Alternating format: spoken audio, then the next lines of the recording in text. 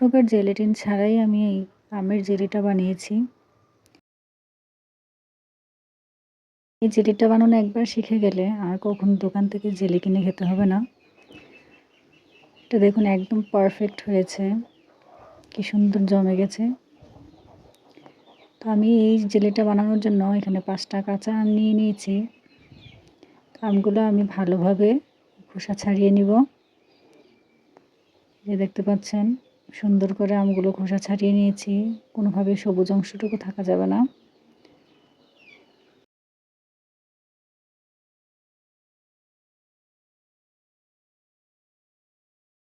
আমি যে আমগুলো নিয়েছি সবগুলো আমি আটি বেঁধে গেছে, তাই আমি আটিটুকু ফেলে দিয়ে শুধু উপরের অংশটুকু নিয়ে নিব আর সুন্দর করে স্লাইস করে নিব।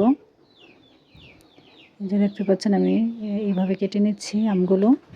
আপনারা চাইলে গ্রেটার দিয়ে গ্রেট করে নিতে পারেন, আরও সহজ হবে জিনিসটা।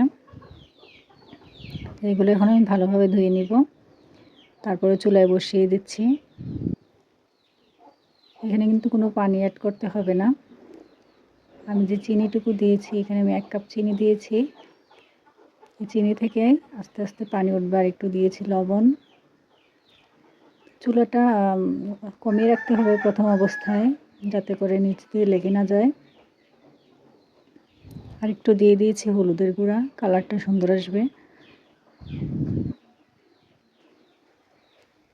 এটাকে আস্তে আস্তে নেড়ে দিতে হবে। নেড়ে দিয়ে একটা ঢাকনা দিয়ে ঢেকে দিলে ভালো হয়, তাহলে ভালোভাবে এটা সিদ্ধ হয়ে যাবে। আমি এখানে দেখুন এটাকে ঢাকনা দিয়ে ঢেকে দিয়েছি। দেখুন কি সুন্দর পানি উঠেছে। এই পানিতে এটা সিদ্ধ হয়ে যাবে।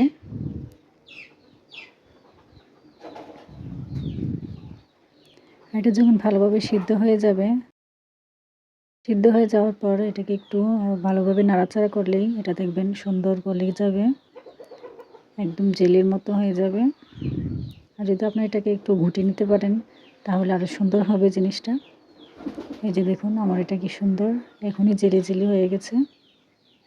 আমি এটাকে আরেকটু টানিয়ে নিব। এই যে দেখুন একদম পানি ঝরে গেছে। এটা যখন ঠান্ডা হবে এটা কিন্তু আরও জমে যাবে। তো এই অবস্থায় আমি এটাকে নামিয়ে নিব। নামিয়ে হালকা কুসুম গরম অবস্থায় এটাকে বয়ামে ভরে নিব। এই যে দেখুন আমার জেলিটা কতটা সুন্দর হয়েছে, একদম পারফেক্ট দোকানের মতো। আজকের ভিডিওটি পর্যন্তই। ভালো থাকবেন সবাই, আমার জন্য দোয়া করবেন। আল্লাহ হাফেজ।